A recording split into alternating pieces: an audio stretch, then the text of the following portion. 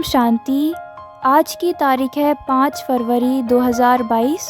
बाबा के अनमोल महावाक्य हैं, मीठे बच्चे समझदार बन अपना पोता मेल देखो, कोई कर्मेंद्रिय धोखा तो नहीं देती है। सारे दिन में कोई भूल हो तो अपने आप को सजा दो। प्रश्न है, बाप से सच्चा व्यापार करने व ऊंच पद पाने का आधार क्या है? उत्तर, बाप से सच्चा व्यापार करना है तो बाप के हर डायरेक्शन पर चलो। बाबा कहते, बच्चे यदि ऊंच पद पाना है तो अंदर में जो भी बुरी आदतें हैं वह निकाल दो। कुदृष्टि, क्रोध आदि से बहुत नुकसान होता है, इसलिए कर्म, अकर्म, विकर्म की गुहा गति जो बाप ने समझाई है उसे बुद्धि में रखो।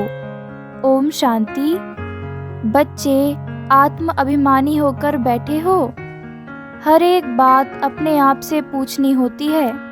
बाबा युक्ति बताते हैं कि अपने आप से पूछो कि हम आत्म अभिमानी होकर बैठे हैं, बाप को याद कर रहे हैं। तुम्हारी यह सेना है, उस सेना में सिर्फ जवान होते हैं। तुम्हारी इस सेना में बूढ़े, जवान, बच्चे आदि सब हैं। 80-90 वर्ष के बूढ़े भी हैं। यह सेना है माया पर जीत पाने के लिए।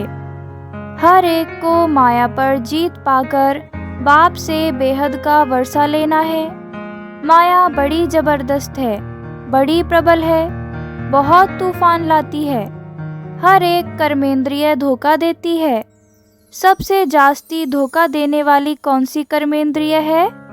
आंखें सबसे जास्ती धोखा देती हैं। बच्चों को समझाया जाता है, भल स्त्री पुरुष हो तो भी बुद्धि से समझो हम बीके हैं, नहीं तो आंखें बहुत धोखा देंगी। यह भी चार्ट में लिखना चाहिए, सारे दिन में हमको कौन सी कर्मेंद्रिय ने धोखा दिया है। आंखें नंबर 1 धोखा देने वाली हैं। आंखें नुकसान बहुत करती हैं। सूरदास का मिसाल देखा, मुझे आंखें धोखा देती हैं तो आंखें ही निकाल दी। भले बच्चे सर्विस बहुत अच्छी करते हैं, परंतु माया भी कम नहीं है। आंखें बहुत धोखा देती हैं और एकदम पद भ्रष्ट कर देती हैं। समझू सयाने बच्चे जो होंगे वह सारा दिन नोट करेंगे, हमने कोई भूल तो नहीं की। भक्ति मार्ग में भी अपने को चमाट मारते हैं कि याद रहे, फिर यह काम कभी नहीं करेंगे। वैसे ही इसमें भी जांच रखो। अगर आंखें कहाँ धोखा दें तो अपने को सजा दो। किनारा कर चला जाना चाहिए, खड़ा होकर देखना नहीं चाहिए। सन्यासी लोग बहुत करके आंखें बंद करके बैठते हैं, स्त्री को देखते ही नहीं है। वहाँ पुरुषों को आगे, स्त्रियों को पिछाड़ी में बिठाते हैं। यहाँ भी तुम बच्चों को मेहनत करनी है। विश्व का राज्य पाना कोई मासी का घर नहीं है। अभी तुम बच्चे हो संगम युग पर। बाबा कहते हैं, संगम के साथ साथ पुरुषोत्तम अक्षर जरूर लिखो, जो किसको भी समझाने में सहज हो। पुरुषोत्तम संगम युग, जबकि तुम मनुष्य से देवता बनते हो। गायन है ना, मनुष्य से देवता किए करत न लागी वार। कौन से मनुष्य? कलयुगी। देवताएं तो रहते हैं सतयुग में, तो कलयुगी मनुष्यों को देवता, नरकवासियों को स्वर्गवासी बनाने के लिए ही बाप आते हैं। यह भी अभी तुम जानते हो। मनुष्य तो घोर अंधियारे में पड़े हैं। बहुत हैं जो कभी स्वर्ग को देख भी नहीं सकेंगे। बाप कहते हैं, तुम्हारा यह धर्म सुख देने वाला है। भल गाते भी हैं हेवनली गॉड फादर, परंतु उसने हेवन की स्थापना किया यह नहीं जानते। और धर्म वाले भी कहते हैं हेवनली गॉड फादर, परंतु उन्हों को यह मालूम नहीं है कि हेवन में हमारा पार्ट नहीं है। क्रिश्चियन लोग खुद कहते हैं पैराडाइज था। इन देवी देवताओं को गॉड गॉडेस भी कहते हैं, परंतु यह नहीं समझते तो ज़रूर गॉड ने उन्हों को गॉड गॉडेस बनाया होगा। तुमको बाप अब ऐसा बना रहे हैं तो तुमको मेहनत भी करनी चाहिए। अपने से रोज पूछो, मुझे कौन सी कर्मेंद्रिय धोखा देती है। ज़बान भी कम नहीं है, अच्छी चीज़ देखेंगे तो दिल होगी यह खाऊं। आगे तुम बच्चों की कचहरी होती थी, भूल बताते थे शिव बाबा के यज्ञ से कोई चीज़ चोरी करना बड़ा खराब है, परंतु माया नाक से बहुतों को पकड़ती है। तो बाप कहते हैं, बच्चे बुरी आदतें जो हैं वह निकालनी चाहिए, नहीं तो ऊंच पद पा नहीं सकेंगे। भल स्वर्ग में जाएंगे, परंतु कहाँ राजा और कहाँ प्रजा। प्रजा में भी गरीब साहूकार होते हैं। तो कर्मेंद्रियों की बहुत संभाल रखनी चाहिए, पोता मेल रखना चाहिए। यह भी व्यापार है ना, कोई बिरला ही यह व्यापार करे। बाप समझाते हैं, बच्चे अगर मेरे से व्यापार करना है, ऊंच पद पाना है तो डायरेक्शन पर चलो। माया तुमको भुलाएगी जरूर। अगर बाप की मत पर नहीं चलेंगे तो पिछाड़ी में सब साक्षात्कार होंगे, फिर तुम बहुत पछताएंगे। अभी तो सब कहते हैं हम नर से नारायण बनेंगे, परंतु अपने आप से पूछते रहो, बाबा के डायरेक्शन को अमल में लाओ तो बहुत उन्नति होगी। सारे दिन का पोता मेल निकालो।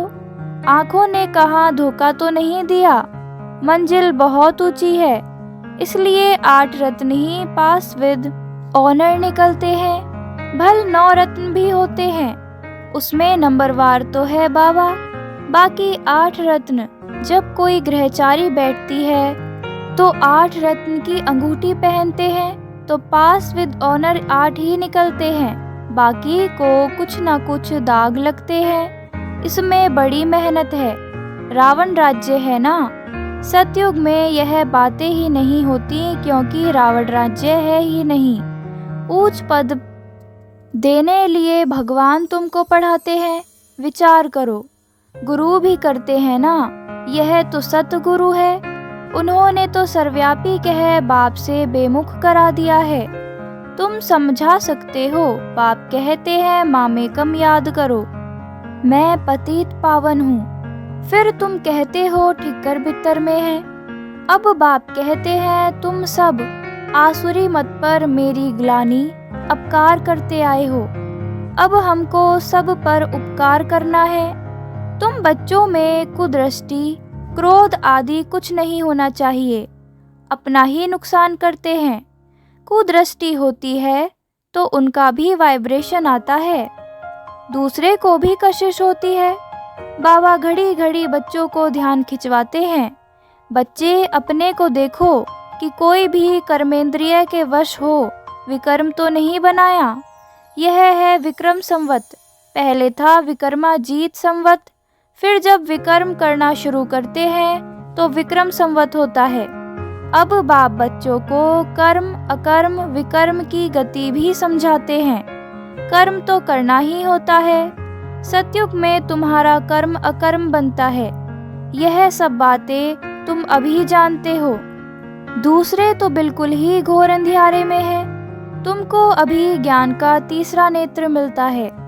त्रिनेत्री त्रिकालदर्शी बनाने वाला एक ही बाप है।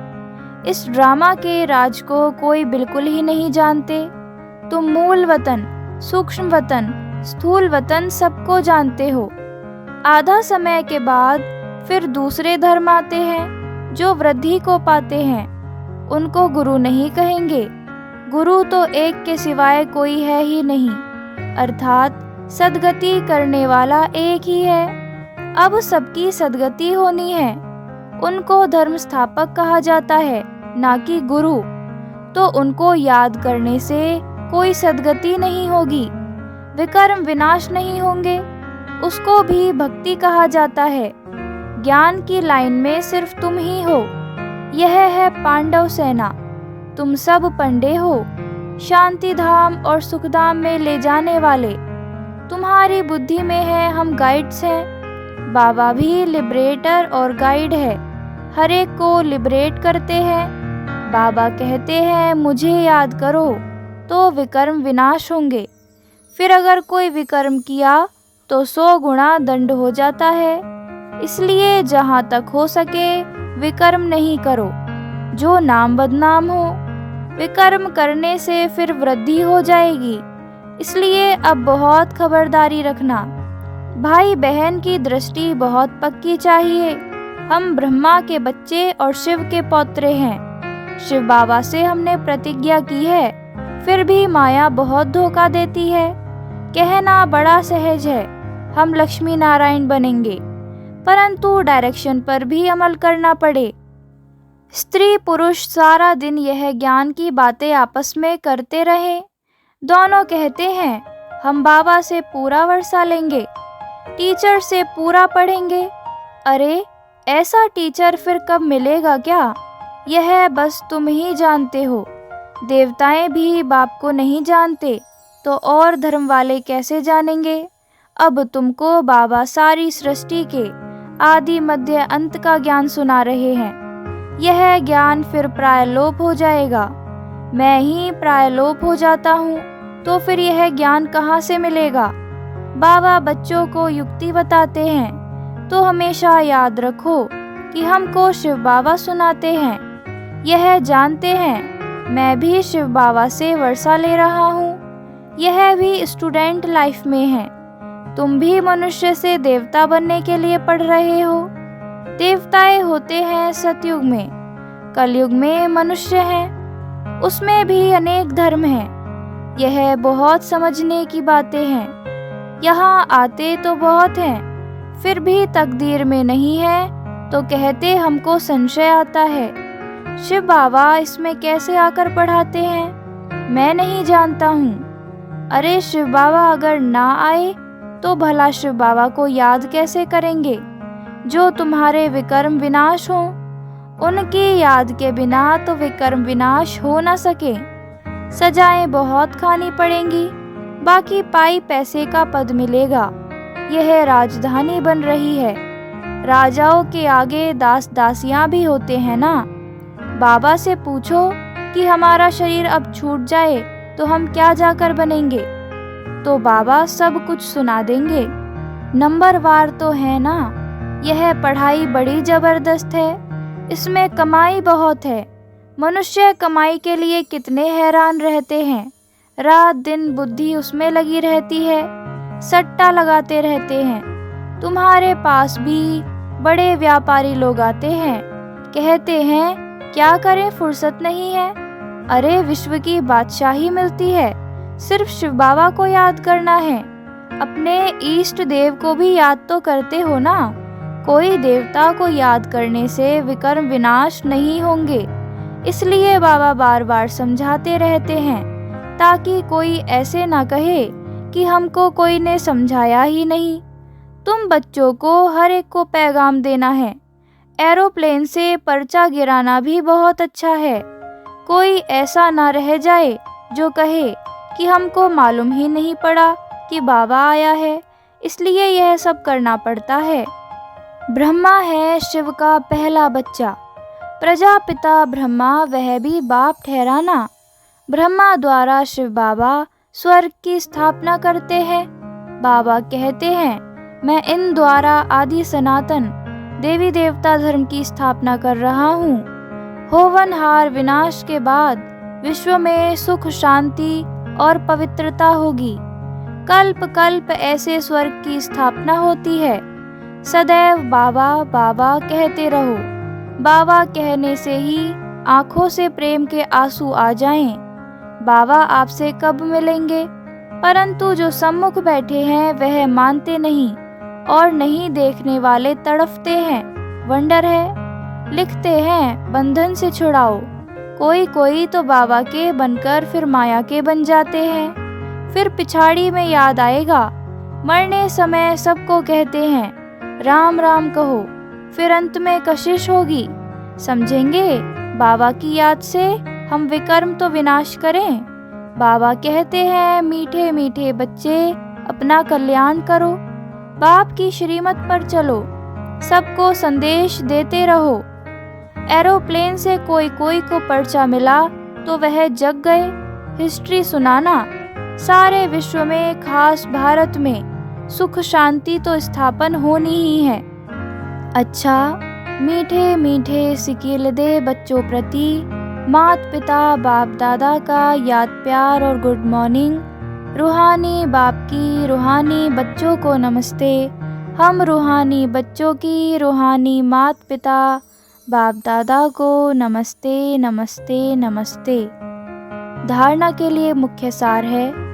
फर्स्ट पॉइंट, भाई बहन व भाई भाई की दृष्टि पक्की करनी है। बहुत खबरदार रहना है, ऐसा कोई कर्म ना हो जो बाप का नाम बदनाम हो। सेकंड, बाप में कभी भी संशय नहीं लाना है। प्रेम से बाप को याद करना है। रात दिन पढ़ाई पर ध्यान देकर कमाई जमा करनी है। आज वरदान है, सदा विजय की स्मृति से हर्षित रहने और सर्व को खुशी दिलाने वाले आकर्षण मूर्त भव। सदा विजय की स्मृति से हर्षित रहने और सर्व को खुशी दिलाने वाले आकर्षण मूर्त भव। हम कल्प कल्प की विजयी आत्मा हैं। विजय का तिलक मस्तक पर सदा चमकता रहे तो यह विजय का तिलक औरों को भी खुशी दिलाएगा, क्योंकि विजयी आत्मा का चेहरा सदा ही हर्षित रहता है।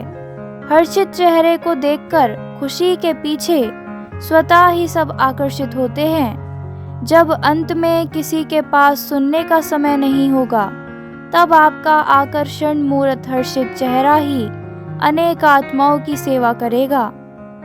आज का स्लोगन है, अव्यक्त स्थिति की लाइट चारों ओर फैलाना ही लाइट हाउस बनना है। अव्यक्त स्थिति की लाइट चारों ओर फैलाना ही लाइट हाउस बनना है। ओम शांति। रोज मुरली सुनने के लिए सब्सक्राइब करें और बेल आइकन को प्रेस करें।